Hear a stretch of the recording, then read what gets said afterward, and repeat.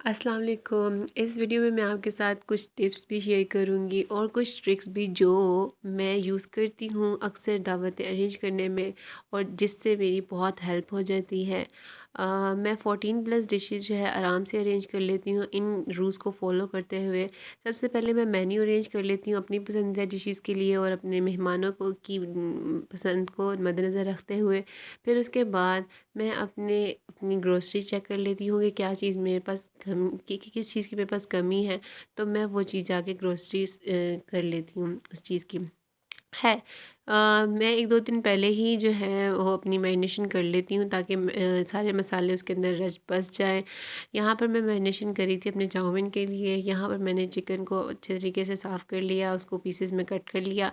Then उसके बाद मैंने उसके अंदर 2 अंडे डाले थे और इसमें मैंने कॉर्नफ्लोर डाला था और नमक और मिर्च। ये सिंपल सी इसकी ड्रेसिंग होती है। चाइनीज़ खानों में इतनी जो है नहीं होती, स्पाइसेस वगैरह सीजनिंग इसमें इतनी ज़्यादा नहीं होती।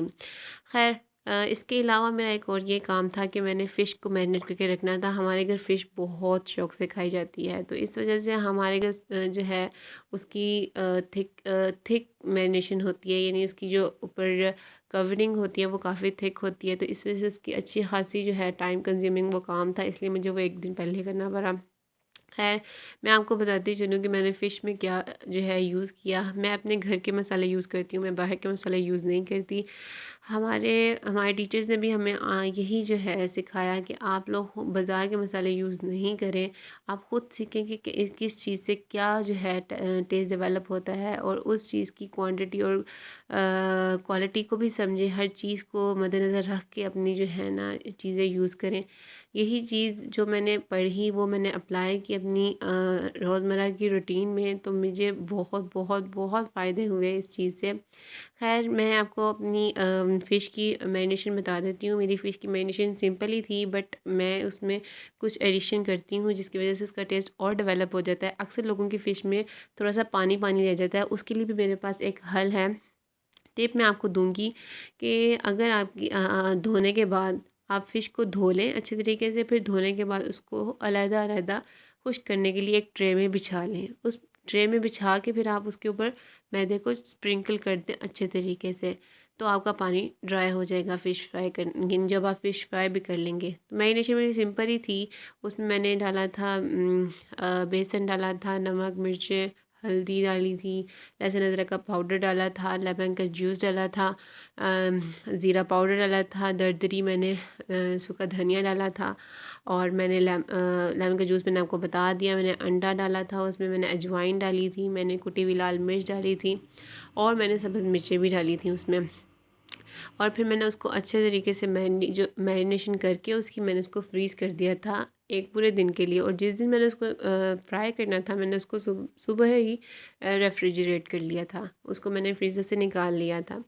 खैर अगर आपने भी जो है यानी एक दिन पहले अगर एक मैरिनेट करके रख दी हो, तो आप जिस दिन आपने फ्राई करनी हो उसको रेफ्रिजरेट कर लें या उसको रूम टेम्परेचर पर रख दें, तो आपका बहुत अच्छा फ़िश का मैरिनेशन भी तैयार हो जाएगी और सब की तरफ से आपको वाह वाह भी मिल जाएगी। खैर अब यहाँ पर जो है ये मेरी मैरिनेशन हो गई थी। मैं फ़िश की वीडियो रिकॉर्ड करना भूल गई थी उस वक़्त, पता नहीं शायद कोई काम था।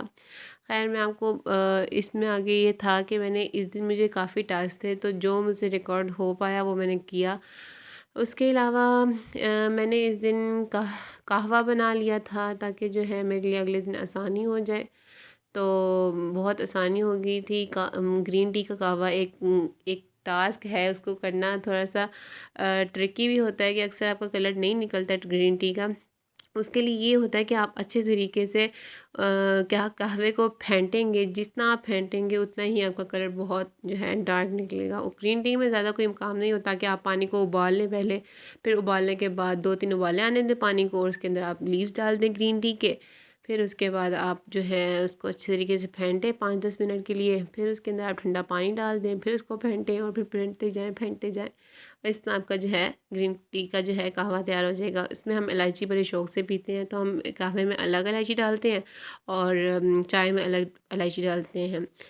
खैर यहाँ पर हमारी ग्रीन टी का कहवा तैयार हो गया था और मैंने इसको फिर ठंडा करके बॉटल में डाल लिया था। फिर उसके बाद एक और मेरा काम था कि मैंने क्रॉकेट्स बनाने थे। ये मैंने क्रॉकेट्स यहाँ पे तैयार कर लिए थे और यहाँ पे मैंने डोनट्स का एक डो तैयार कर लिया था कि मैं कल जो है इसको फ्राई कर लूँगी। उसके बाद मेरा ये काम था कि मैं पालक को मैंने इसको अच्छी तरीके से काट के धोकर फिर मैंने इसको बॉईल कर लिया था। बॉईल करने के बाद मैंने इसको ग्राइंड कर लिया था।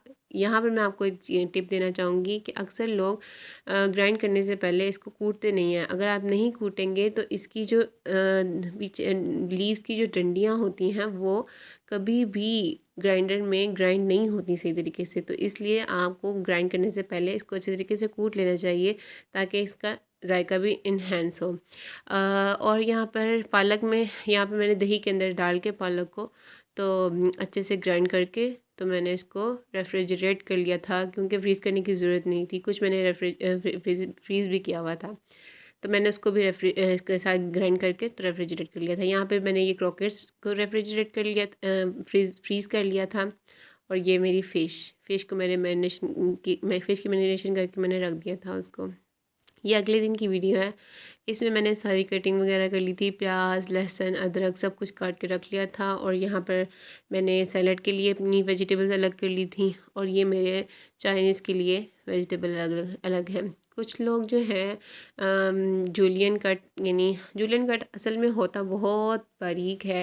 मैं आपको उसकी एग्जांपल ऐसे दूंगी कि जूलियन कट होगा एक टूथपिक की थिकनेस के मुताबिक होगा, लेकिन हमारे घर में ज़रा थोड़ी सी थिक सब्ज़ियाँ खाई जाती है, यानी ज़्यादा बारीक नहीं कटी होनी चाहिए, थोड़ी सी मोटी होनी चाहिए तो पसंद की जाती है। खैर यहाँ पे मैं उसकी कटिंग करी थी और एक वो ज़माना था मुझे कटिंग का बहुत शौक़ था, लेकिन फिर उसके बाद वक्त के साथ साथ इंसान को हो जाता है कि शौक़ ख़त्म होते जाते हैं। चिलीज़ मुझे पहले बहुत लगती थी हाथों में, बट अब नहीं लगती। अगर आप ऑयल लगा लें अपने हाथों पर और फिर चिलीज़ को काटें तब आपको बिल्कुल भी चिलीज़ नहीं लगती हाथों पर। यहाँ पर मेरी सारी कटिंग कंप्लीट हो गई थी, मैरिनेशन भी हो गई थी, कटिंग भी हो गई और मेरा हाफ़ से ज़्यादा काम डन हो चुका हुआ था। खैर फिर उसके बाद मैंने इनके बाद मैंने मसाला तैयार करना था, तो यहाँ पर मैंने क्रीम सैलड के लिए भी अपनी सारी फ्रूट्स एंड सब कुछ काट लिया था। यहाँ पर मैंने बॉयल होने के लिए रख दिया था प्याज एंड लहसुन। सारे मैंने जितने भी सालन बनाने थे उन सब के लिए प्याज और लहसुन को मैंने बॉयल कर लिया था। और यहाँ पे मैंने यखनी बना ली थी मटन की और ये चिकन की यखनी, क्योंकि मटन की यखनी मुझे चाहिए थी पुलाव के लिए और चिकन की यखनी मुझे सूप के लिए चाहिए थी। और यहाँ पर मैं सूप के लिए सिंपल ही जो है यखनी बनाती हूँ, ज़्यादा इसमें लवाजमात नहीं डालती।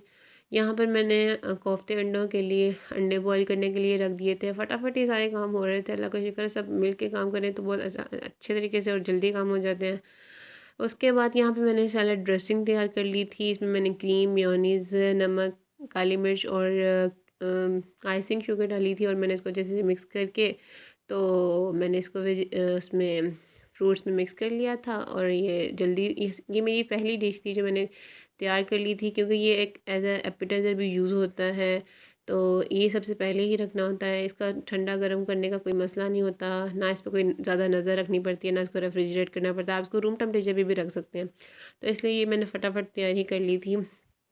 फिर उसके बाद मैंने इसको प्लास्टिक रैपर करके तो मैंने इसको रख दिया था।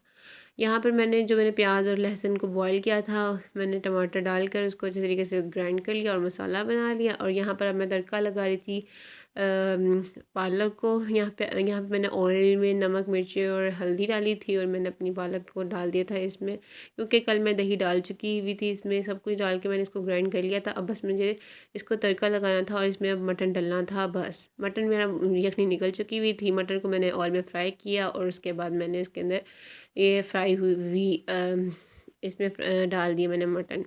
यहाँ पे मैं कोफ्ते अंडे बना रही थी, कोफ्तों को मैंने फ्राई कर लिया, फिर इसमें मसाला डाल के उसको फ्राई कर लिया और फिर यानी इन सबको भून लिया इकट्ठे ही।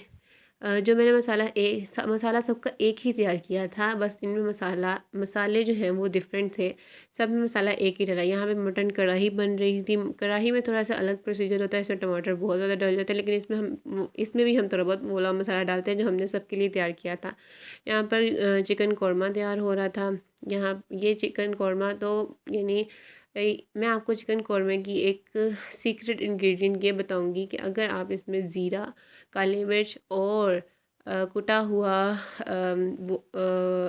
सब सूखा धनिया डालें तो वो बहुत मज़े की बनती है। खैर मेरा पुलाव का पीछे बन रहा था सालन, लेकिन मैं पुलाव का आपको दिखा नहीं सकूँगी क्योंकि पुलाव जो है वो मैंने उसी वक्त जो है दम से उतारा था जब मेहमान आ चुके थे। फिर उसके बाद मैंने स्पगैटीज़ जो है बॉयल होने के लिए रख दी थी। यहाँ मैं स्पगैटीज़ की सॉस तैयार कर रही हूँ। स्पगैटीज़ तो मैं सिंपल ही बनाती हूँ कि बॉयल करके स्टर फ्राई कर लेते हैं वेजिटेबल्स को नमक मिर्च डालकर, और ये सॉस जब सब कुछ डल जाता है स्पगैटीज़ में, स्पगैटीज़ भी डल जाती हैं उसमें वेजिटेबल्स में, तो ये सॉस एंड पर डालते हैं बिल्कुल लो फ्लेम पर। यहाँ पे मैंने चिकन फ्राई कर लिया था स्पगैटीज़ का, और जब ये सब तैयार हो जाएगा फिर मैं उसके ऊपर ये एज अ डेकोरेशन रख दूँगी चिकन। बहुत अच्छा लगता है इस चिकन की तो आप इसको खाली भी खा सकते हैं बगैर यानी किसी नूडल्स में डाले, या ये वैसे ये वाला चिकन जो है ब्लैक पेपर चिकन में भी यूज़ किया जाता है, और चाइनीज डिशेज़ में ज़्यादा यही चिकन यूज़ किया जाता है। खैर यहाँ पे मेरी नूडल्स तैयार हो गई थी और जो है बहुत मज़े की थी, बहुत तारीफ़ समेटी मैंने अल्हम्दुलिल्लाह। फिर उसके बाद फ़िश फ्राई कर ली। जो ही वो यानी मेरे मेहमान आने वाले थे तो मैं फटाफट मैंने फ़िश फ्राई करने के लिए रख दी। फ़िश को ज़रा टाइम लगता है फ्राई होने में, तो लेकिन हो गया था। फ़िश फ्राई हो रही थी एक तरफ, और एक तरफ मैं डोनट्स की तैयारी कर रही थी कि डोनट्स को मैं तैयार कर लूँ। फिर डोनट्स तैयार हो रहे थे, ये मैंने बच्चों को भी साथ मिला लिया क्योंकि जो है बच्चों को साथ मिला ले तो अच्छा रहता है। बच्चे ज़रा बिज़ी हो जाते हैं वरना तंग ही करते रहते हैं। खैर बहुत अच्छा एक्सपीरियंस था। डोनट्स तो हमारे घर में बहुत शौक़ से खाए जाते हैं। डोनट्स तो आसान ही थे कि इसमें हम ये केक डोनट्स थे, इसमें हम ज़्यादा ये आसान भी हैं, ज़्यादा इंग्रेडिएंट्स भी नहीं डलते इसमें, और जल्दी बन भी जाते हैं और मज़े के भी बन जाते हैं। अगर आपको डोनट्स की रेसिपी चाहिए तो मैं इंशाल्लाह ज़रूर शेयर करूँगी। वैसे मैंने इंस्टाग्राम पर अपने ब्राउनी की और इन चीज़ों की मैं शेयर करती रहती हूँ। अगर आपने मुझे इंस्टाग्राम पर फॉलो नहीं किया तो आप ज़रूर करें इंस्टाग्राम पर फॉलो। और यहाँ मेरे सारे डोनट्स तैयार हो जाएंगे, फिर उसके बाद इनको मैं सबको सर्व कर दूँगी। और बहुत अच्छा एक्सपीरियंस था अल्हम्दुलिल्लाह।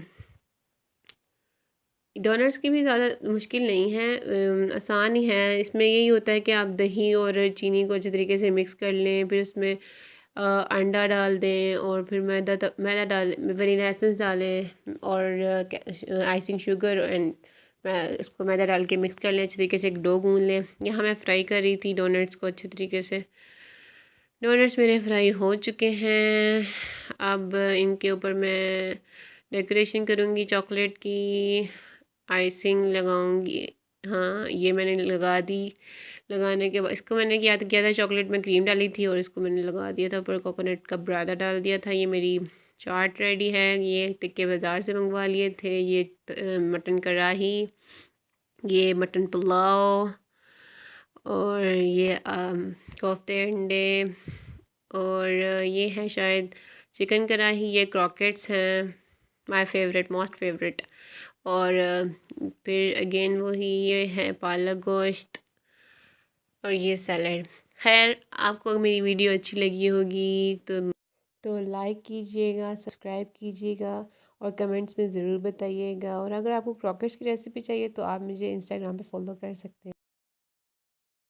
जी, तो मुझे भी अपनी दुआओं में बहुत याद रखिएगा। अल्लाह ताला आप सबको भी बहुत खुशियाँ अता फ़रमाए, सुकून दे, इज़्ज़त दे। मैं आपसे इजाज़त चाहती हूँ। अल्लाह हाफ़िज़।